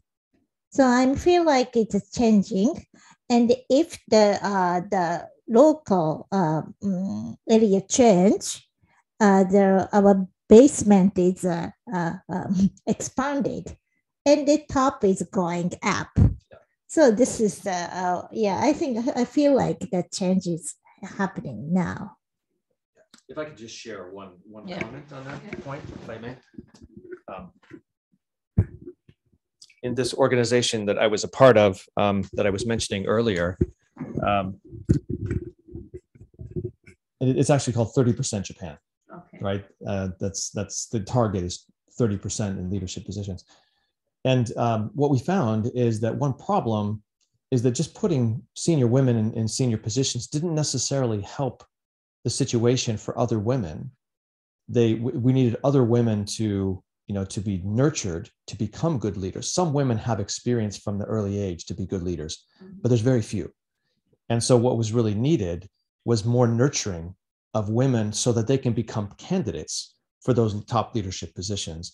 That way, when they get the role, they're competent, they do a good job, and that eliminates some of the bias against women in leadership positions. And that was one thing that we found, that that nurturing of leaders at all levels, even at the mid-manager level, the lower levels. And it goes back to something that Nino-sensei was saying earlier about not having role models. In my own company, I have when I was president of the company, I had 2 very good senior leaders, but some of the women in our company didn't use them as role models because these were women who had chosen not to have children. They sacrificed for their careers. And yet many women in our company didn't want to make that sacrifice. And they had no role model for someone successful who also had children.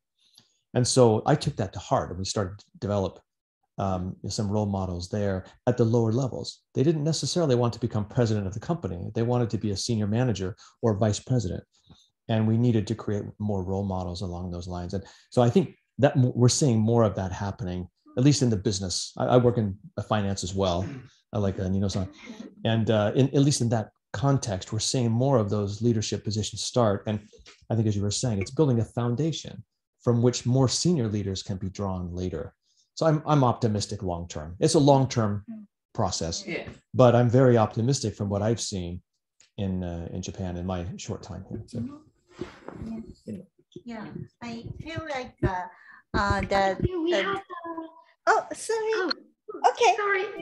Sorry. Go ahead. Sorry. Yeah, I think the digital point of view, we have a lot of this kind of a benkyokai, and you can connect. And in the woman in senior executive has lots of group, and they exchange idea each other.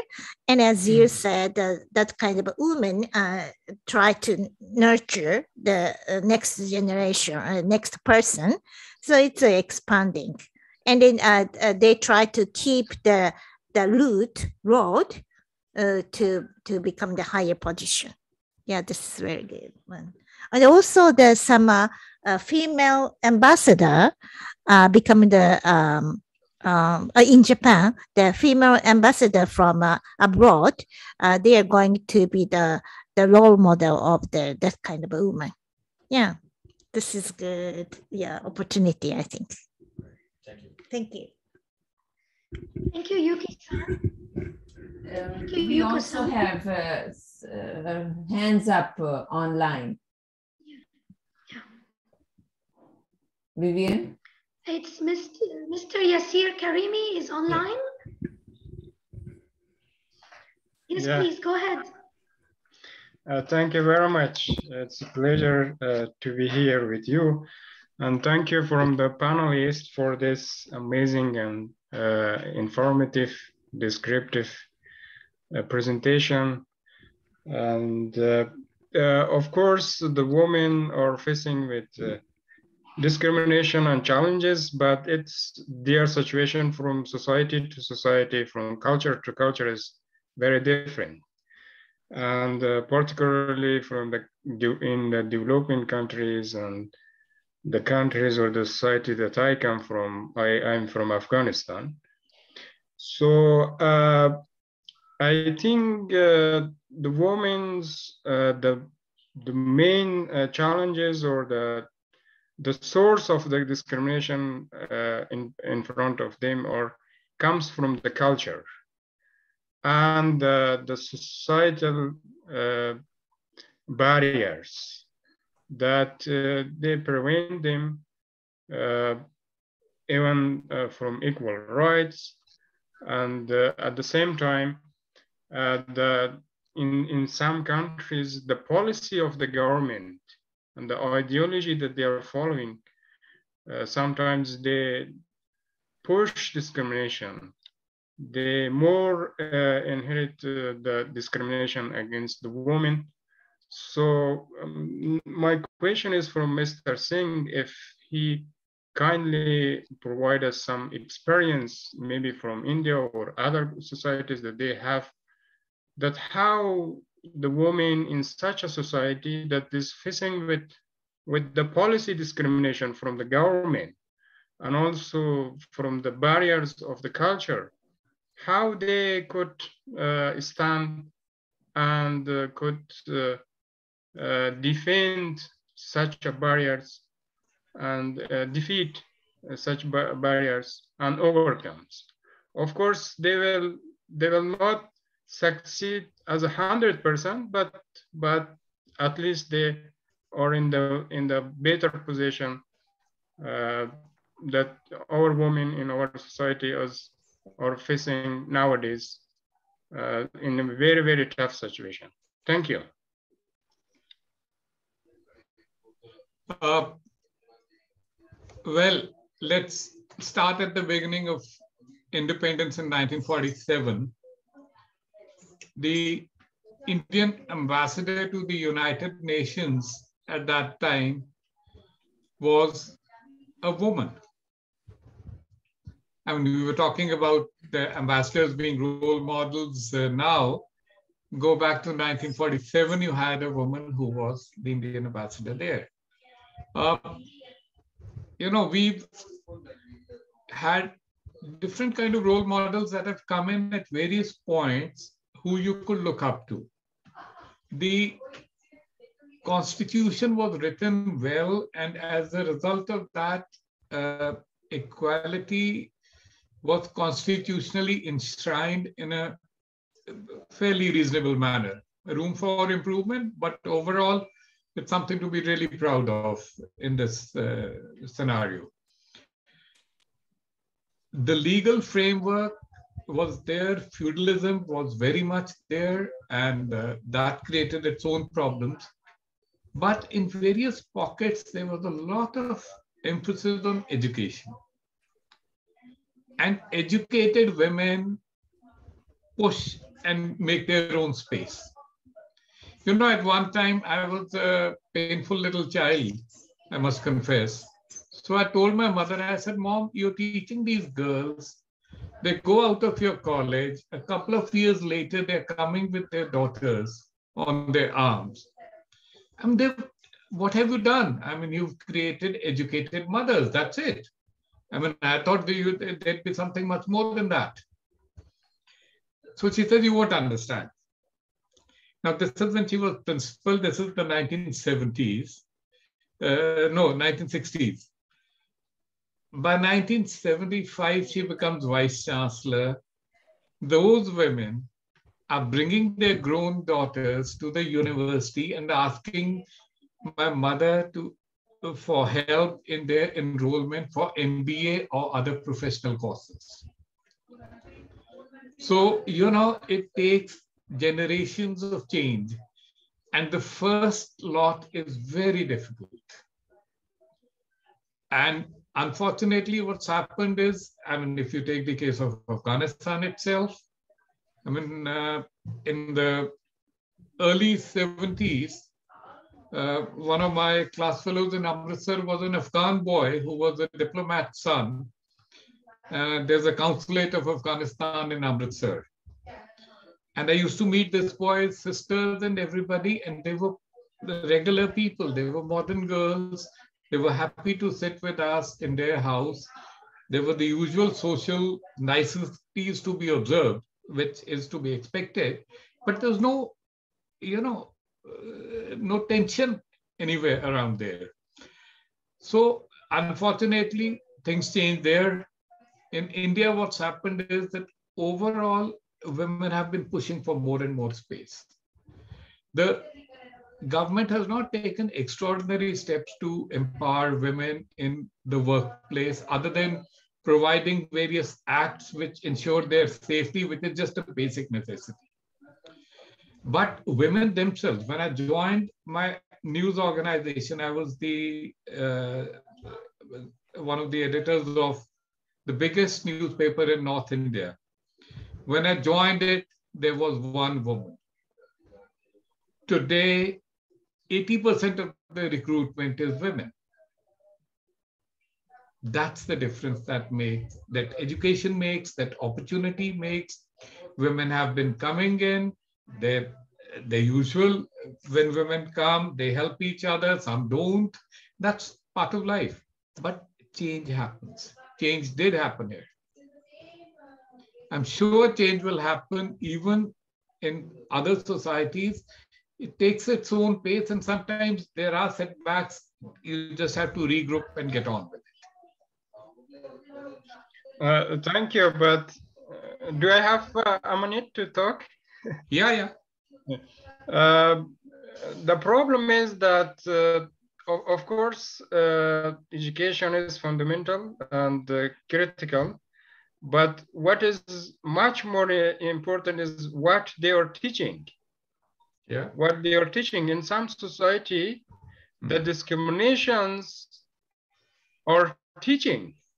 Yes. To the students, and they grow up, the girls and boys, and they accept mentally their roles in a discriminated way. So this is also what I mentioned about the policy of the government, how the woman can overcome from the discriminated policy. If for example, the policy or the text of the education is formalizing by the government in a discriminated way, that's a very, very big challenges, I think. It is, and it's a very unfortunate situation when that happens. Just shows that how much more there has to be done in reforming that particular segment of the society. Yeah. Thank you. I would like to say something to Mr. Yasir. I believe that you are right about the culture and the mindset of how to raise women and how to educate them. And if the woman is in a family that actually where she has to follow the father and she is, for example, beaten. I mean, I know one thing. I once had a neighbor who was screaming. She was a woman. She was being beaten by her husband, and she was screaming for help. And my husband and I, we didn't know what to do. And of course, he had to go in and say to the neighbors, please, take it easy, guys. Do not, you can talk about this. You don't need to, quarrel. And who would you think told him it is none of your business? It was the woman. Unfortunately, we were standing there and she told him, it's okay if my husband hits me. It's none of your business. This is okay for us. And I was in shock. I mean, I felt very sorry for this woman, but unfortunately, she accepts it. And I think you are right, Mr. Yassir, to be concerned. I think in most cultures, women need, and it has to do with the parents, and that they should empower women that, by treating her at home. So she's not left feeling that it's okay to be punished, it's okay to be beaten, it's okay that she is second in the work, it's okay for her not to be part of politics, or not to vote, or not to be part of anything in life. So yes, I am for it, and it's very hard to change culture. It is very hard to change culture.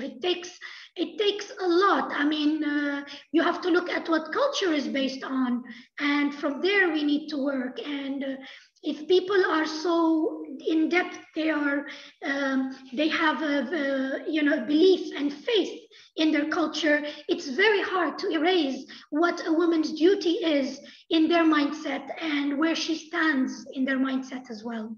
I hope I answered. Thank you. It was very, very nice. Thank you. Amazing. Thank you. Any other questions on online for our panelists? I think I will sum up very quickly. I would like. I mean, we have heard Ms. Supreet's contribution about women queens in India and the rights that they're been challenging, and how they are working on the rights of women in education, in marriage, in finance, freedom, and how to stop sexual harassment. We then had a contribution from Ms. Yuko-san, who spoke to us about two major hypotheses on the inclusion of women and diversity in order to promote innovation. Also, we had a very inspiring, warm-hearted talk with Ms. Junko-san about her life and her role as being a mother and being a successful businesswoman, and her hope for women to have a voice and not to be just regarded as housewives. And finally, we had Mr. Rupinder Singh, who spoke to us about the importance of family and to having a role model and the education of women, and also having women as role models in our lives. And I wanted to, I had a very interesting thought to share with you, and I would appreciate also your thoughts on that. When we see how countries today describe themselves around the world, they always refer to the motherland, the mother nature, the mother earth. And we know the Russians, they call themselves Mother Russia, you know, the Matushka Rose, and the French, Terre Mère, and the Germans, Mutter Erde, and in India also, Bharat Mata, and in Egypt, Dunya, Egypt, which means the mother of the world. In Lebanon also we call Beirut as Sitt Dunya, which means the lady of the world. It seems that when we want around the world, we do agree on the symbolic meaning of women and their contributions, and how warm-hearted that we feel about our land and our earth, that we give them such a refined descriptions of motherhood and women.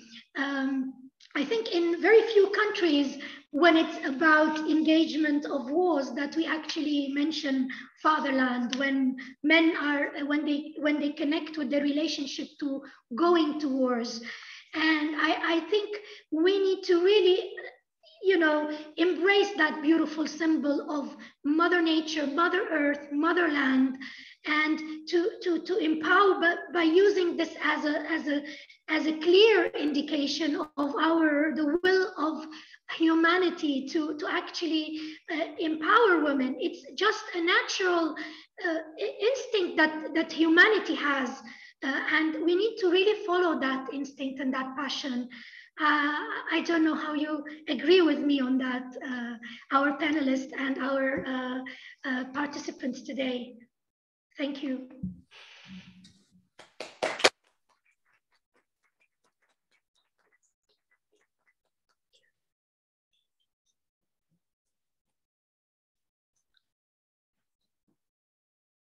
I think, Vivian, the discussions were so rich, and we have gone way over time. Partly also we started much later.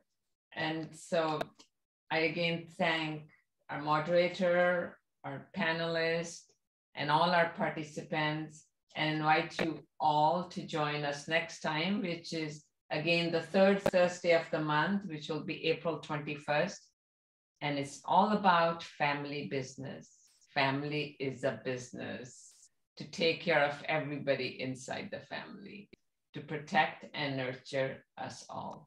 So I hope we can all participate to keep the discussions going. Thank you. Thank you. Thank you. Thank you.